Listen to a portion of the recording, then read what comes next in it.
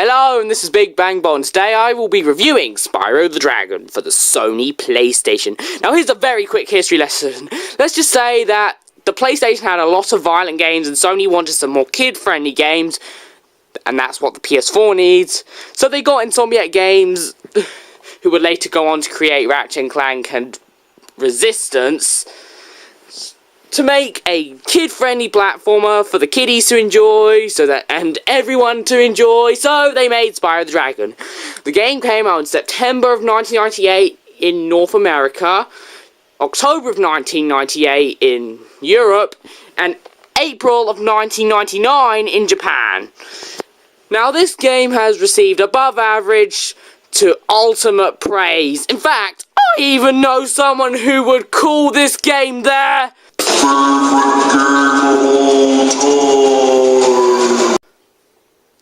So, considering praise like that, then this game better live up to it. So, let's play the game.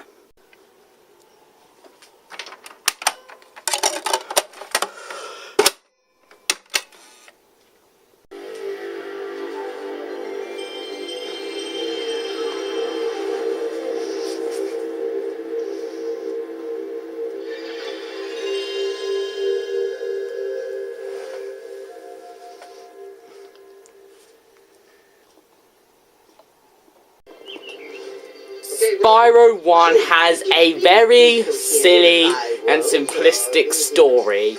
It starts off in the Dragon Realms, and there's a news report. I didn't know the dragons had cameras, but whatever. Now I understand he's found a magic spell to turn gems. So then they start talking about this bad guy, or the bad guy called Nasty Nork. And then they start criticizing about him. Because they hate him. And I mean they hate him, and he hates them, so he freezes every single dragon in the Dragon Realms, except for little old Spyro over here, or little young Spyro, whatever. So it's up to our main hero, Spyro, to save the other dragons and to rescue the Dragon Realms as we all know it. The story is simple and silly, and yeah, it's not that good, but hey, it's a PS1 game which was aimed for younger audiences, so hey, I wasn't expecting a super deep plot, plus I don't care about the story anyway. The gameplay is the thing that matters. In Spyro, there are a total of 6 worlds, which I will be calling by their cliche. Let's see, we have Grass World, the evilness of the war zone, because, you know, it's a war between Norks. Yeah. The magicalness of Magic World, the spookiness and weirdness of Swamp World, the dreaminess of Dream World, or as I like to call it, Dream Weavers, and last but not least, the smallest one of them all, the most generic one of them all, the one with the most simple name out of all of them that I don't even need to make a cliche name for it, Nasty's World. Dum dum dum. In each hub world there are a total of 5 levels. 3 normal levels, 1 boss level, and 1 flight level, which I'll get into later. Now, Spyro 1 isn't about getting from point A to point B. Oh no! Well, you can still do it if you want to, but whatever, you won't get anywhere if you do that. Nope! Instead, it's about collecting all of the collectibles. First, there are gems which come in different colours, which all will have their different amounts depending on the colour. So we're gonna use this GameCube controller for, you know, explaining. Red is 1, green is 2, blue is 5, yellow is 10, and purple. Wait, where the beepers are purple, and then purple is 25. Whoops, that wasn't meant to happen. Gems can be found just lying around in steel crates, which you can either burn or charge into. Inside enemies. In steel containers, which you have to charge into, because if you try and burn them, you'll never, ever, ever, ever, ever burn them or open them. Steel crates that you can only open with a key, but I don't have a key. Oh wait, I have a key. Let's try and open it right now. What? I can't open it. Why can't I open it? I tried to put this key in the hole, but it won't work. These things, these fan thingies, which you have to burn a few times in order to open. These things which you have to burn, and then the gem pops out, and then you need to grab the gem, which actually comes in every single gem colour. So that is the most unique one, because it comes in every single gem colour, unlike everything else, where you don't know what colour gem is in there, but you know what colour gem is in those ones, because it has the colour of the gem, and yeah. And then, last but not least, we have these steel crates where you need beeps such as fireworks to destroy them. Kids, don't use fireworks, because it's illegal. Well, unless you're 18, but kids aren't 18, so whatever! Gems are special because, unlike most games, gems are essential collectibles, even for any percent runs.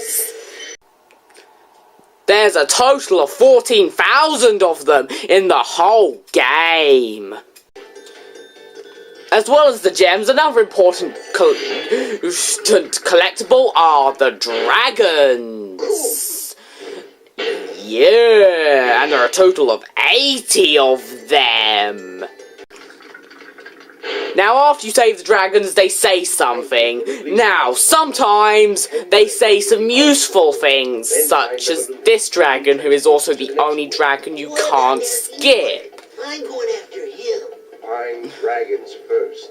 That's all I can tell you. But some dragons are completely beeping useless. Just listen to what some of them say. Thank you for releasing me. That is not helpful at all. Thank you for releasing me, more like beat me for releasing you. Just to let you know, that's not the only dragon that says that. Nope. Multiple dragons say that. And don't think, 2 dragons say that. Nope. More than 2 say that. I don't know how many say that because, well, I didn't count, but trust me, quite a few say pointless beep like that. Such as that sentence, which quite a few dragons say. And last but not least are the dragon eggs, which you get from these blue thieves. Now, I did not bother counting the amount of these there are in the game, but I think it's like 10 or 12. While these thieves can be easy to get sometimes, other times they can be a bit harder, especially when it's your first time playing. And in case you're wondering what you need to beat the game, I made this little pictogram for you, and it's on beep you need to beat Spyro 1, including dragons, gems, and eggs. 50 dragons, as it says here, 10 dragons, 6,000 gems, like it says here, 1,000 gems, and 3 eggs, and that is just 1 egg. So yeah, that's all the beep you need to beat Spyro 1. And if you had to do this in like English, you'd probably get a 1, I'd probably get a 1C, because look at all of this awful grammar I did. Yes, all of that awful grammar is amazing. It's just the best. And I'd like to mention that there are no eggs in the second half of the game for whatever reason. Weird.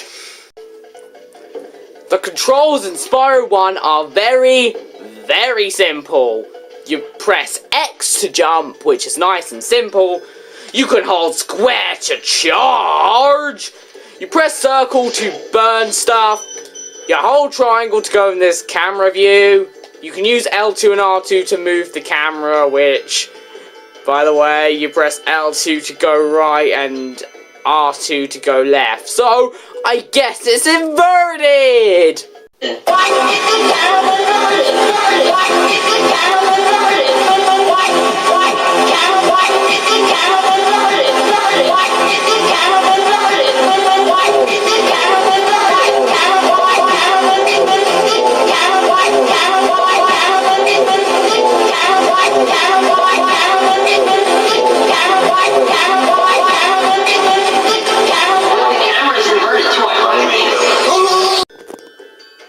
Also, you can roll by using the L1 and R1 buttons, which is not inverted, but the rolling is beeping useless, so it wasn't really worth mentioning, but hey, it's about the control, so I might as well explain everything.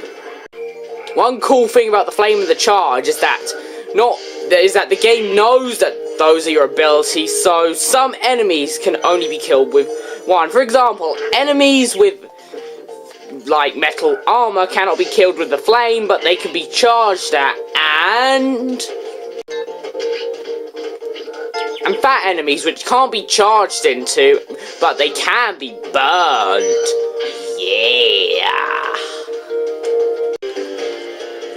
Although there are some enemies and environments that are too powerful for both your flame and your charge, so you have two options if you can find the right abilities. You can get the super breath by getting kissed by this fairy, and all it does is make your breath stronger so that you can break super strong metals. And the supercharge! Where Spyro can literally go so beeping fast and still break metal that he even put Sonic the Hedgehog to shame. I'm going to give you Sonic proof of that.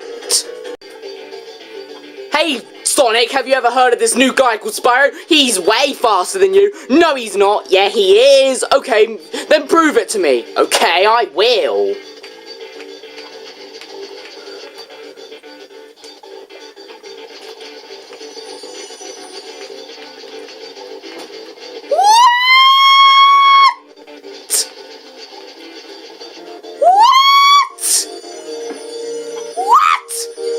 I told you, Sonic! I hate you!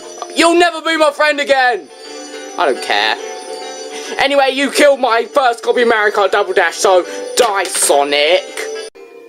The bosses are jokes. They're pathetically easy, pathetically lame, and overall not really worth mentioning at all!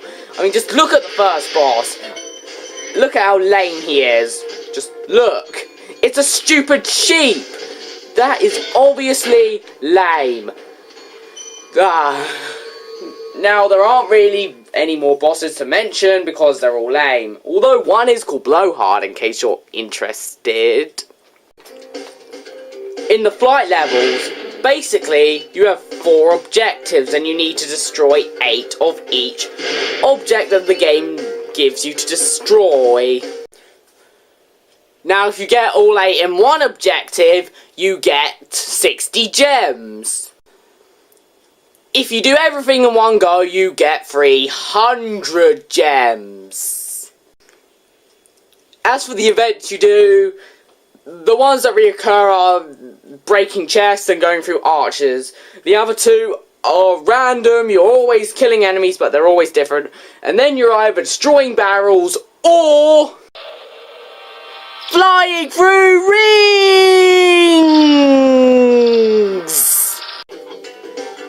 Graphically, Spyro is a very nice game to look at, especially since this was Insomniac's second game.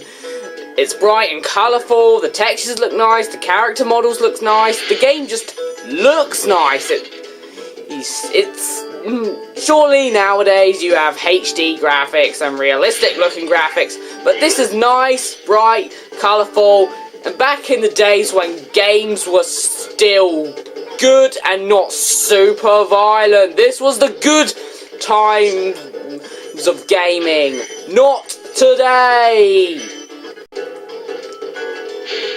The music in Spyro 1 is great. Now, while I wouldn't call it the game with the best soundtrack ever, unlike someone I know, which is not Stimpyland, this game still has some great music. I don't know what my favourite song is, but there are some pretty good ones, such as Wizard Peak.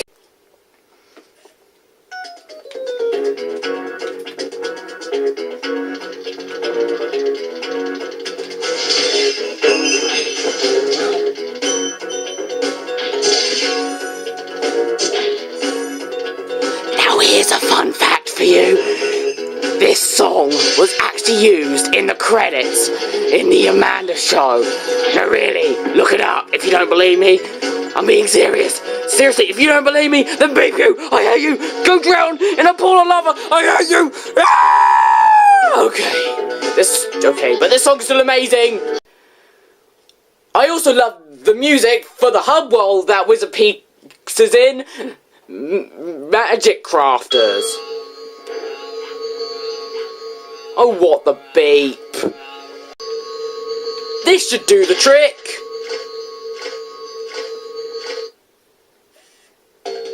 There we go.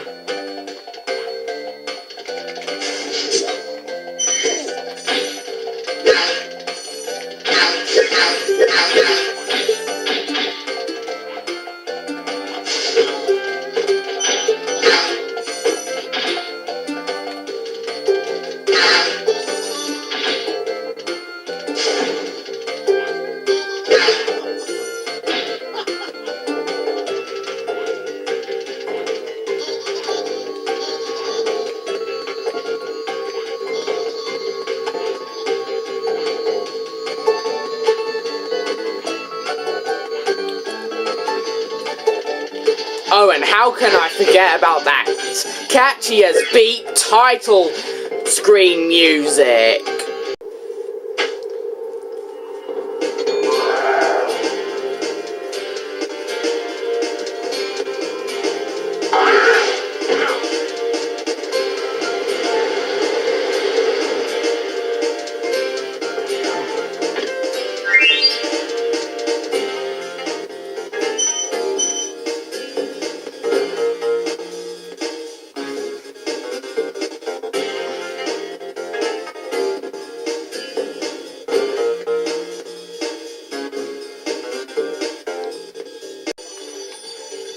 As for the sound effects, well, I don't care about sound effects, but this game does have nice sound effects, and the voice acting can be laughably bad.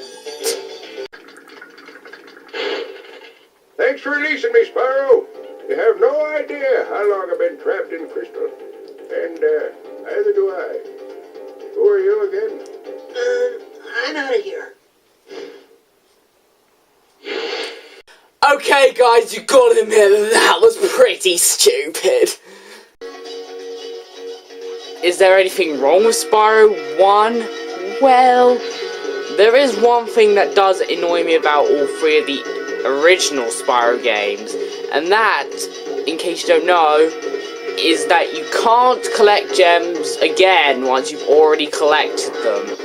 Now that actually sucks, because it makes it less satisfying going through the levels. Yes, you can still kill enemies, but still, there's no gems to collect, and there's no satisfying sound. No, there's not as many satisfying sounds because of that. And this especially sucks in the final level, which is Nasty Nort's treasure room, which is Nasty's loot. Now that just sucks, because this level has a total of 2,000 gems. It's so satisfying playing through it the first time. All the other times are not as satisfying because there aren't any gems to collect. afterwards. That just sucks. Now, it's not a huge issue, but especially in Nasty's loot, it can be quite annoying and unsatisfying. Another problem is that the game can be cryptic in a few places, such as here, where you need to use the supercharge in Haunted Towers to get to a special area. And trust me, some people may be able to maybe figure it out on their own, but I needed to use the internet to find it, because I just didn't know to do that. I did not know to do that. And that's not the only place. There are a couple of other places. Plus, just like every single mission, task and exploration platformer type 3D platformer, there are always times where you can't find one item that you're missing. Now that is always, and I mean always, an annoying feeling, but that's practically everything I have wrong with this game. Now let's move on to the good things. Like I said before, the game looks great, it sounds great, it's very fun, it controls fluently, and yeah, the levels are very fun, they're nice and big to explore. There's loads of places to go. There's a good amount of levels. Every level looks different from each other. But the game is very fast-paced and fun. It's so satisfying getting all of those gems. And yeah, this game is just so satisfying. It's just so beeping satisfying. And also the health system works really well, which I forgot to mention because I'm a beeping idiot. Anyway, I'm going to explain it to you. See that dragonfly right by you? Yeah, that's Sparks. He is basically your health, so kind of think of him like Aku Aku, but not quite the same. When he's sparkling gold, you've got full health, which means that you have 4 hits until you die. When he's blue, you have 3 hits left. When he's green, you have 2 hits left. And if you get hit while he's green, he's gone. And if you get hit when Sparks isn't with you, you're gone. Nice and beeping simple.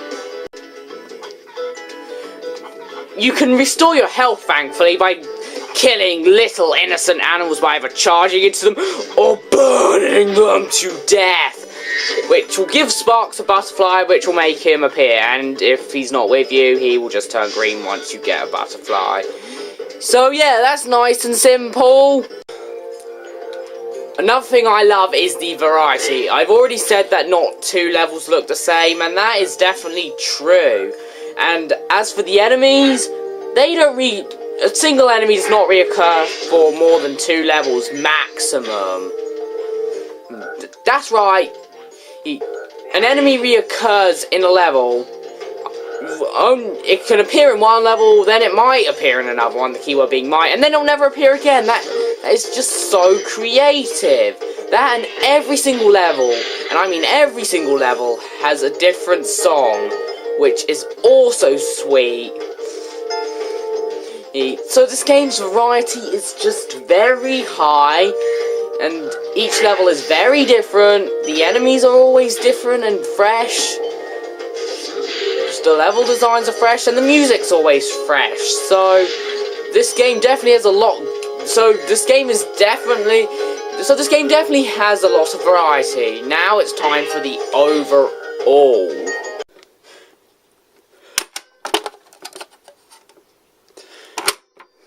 Overall, Spyro the Dragon is a very, very, very good game. This game is just great. The graphics are great, the music's great, the game has a lot of variety. Overall, this game is great, and I will give it a B+.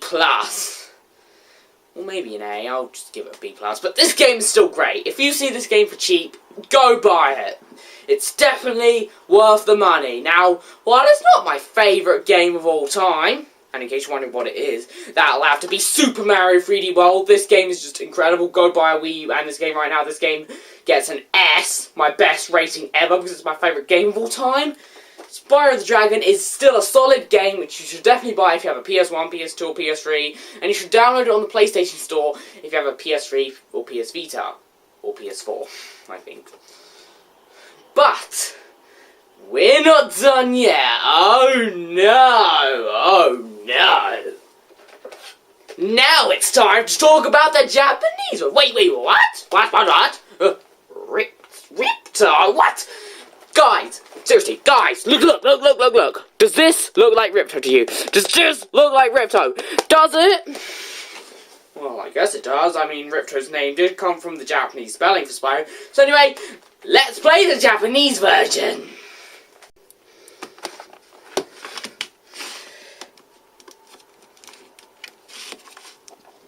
Not very easy to do with one hand.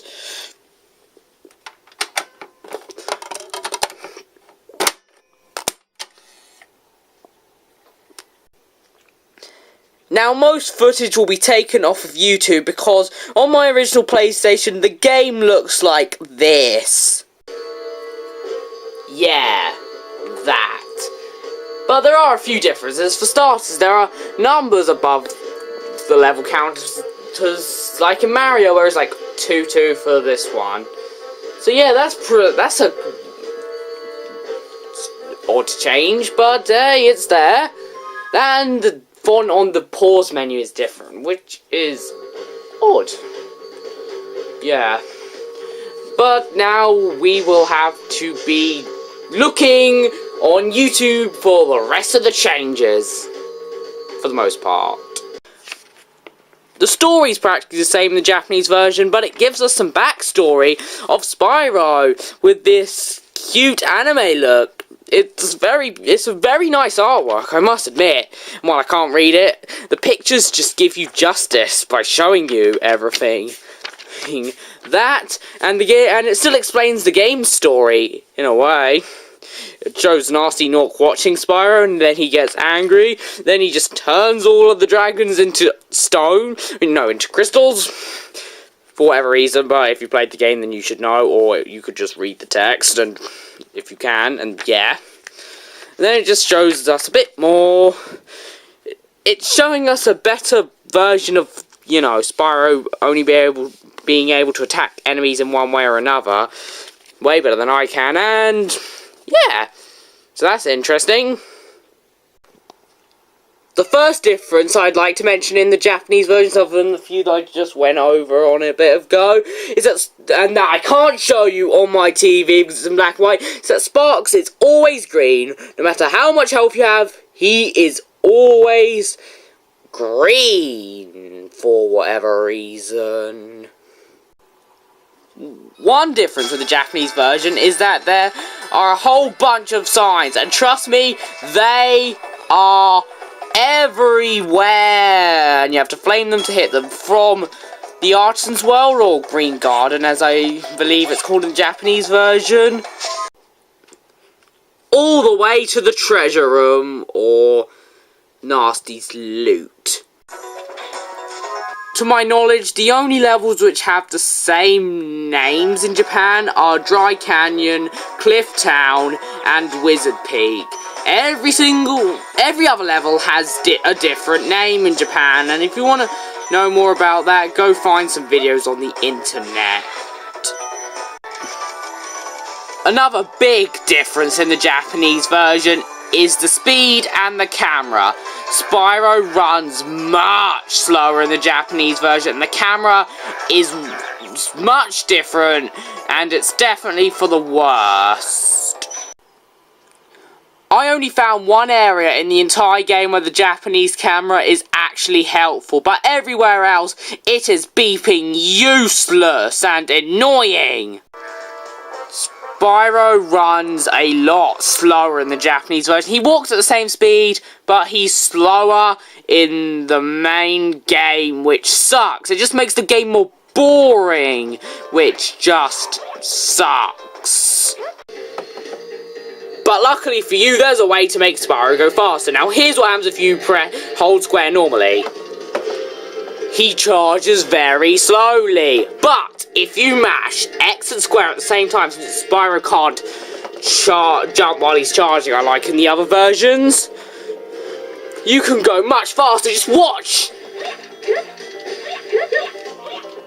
Look at him go faster! He's going so much faster, and the game is actually fun if you use this technique. But there's something that's so annoying in the Japanese version. On the title screen, after beating the game 100%, hold L1 and R1 on your controller, and then press X. What happens when you do this? You can properly charge at a good speed, charge jump, and yeah, you can't do this before you do a 100% no run. Nope, you have to unlock it. That is just so annoying. Surely the camera's still the same when you're walking normally, but when you're charging, you go at a good speed, and the camera changes to how it did in the non-Japanese version. That just annoys me so much. But the graphics and the music and the sound effects, they're all still the same. Now let's get on to the overall.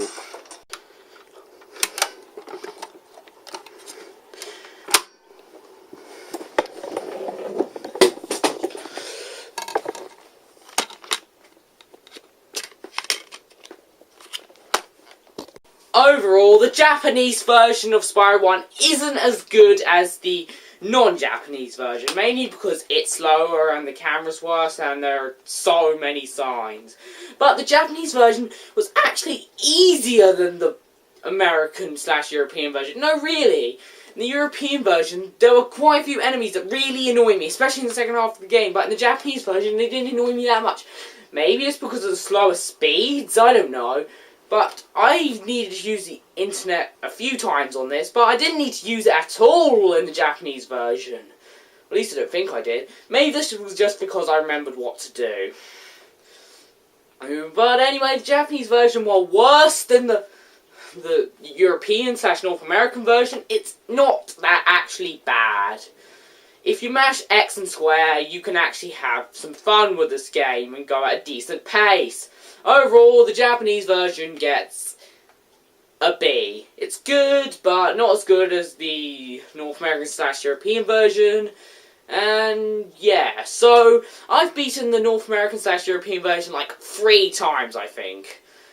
For this review, I beat it to 100% one more time, and I beat the Japanese version 100% for my first time ever. And you're much better off playing the North American/European version. If you live in Japan, you're better off importing the North American or European version. I mean, it's cheaper for one thing, and while you will need to disc swap on your PS1, it's not that hard. If you're on a PS2 or PS3 though, then you're going to have more trouble unless you use an emulator. But hey, your version is not a bad alternative. Just that the version that the rest of the world got is a lot better. So anyway, thanks for watching. I hope you enjoyed this review. Please comment, rate, and subscribe.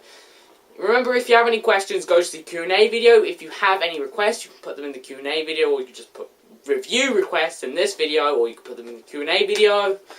And anyway, this is Big Bang Bot signing out.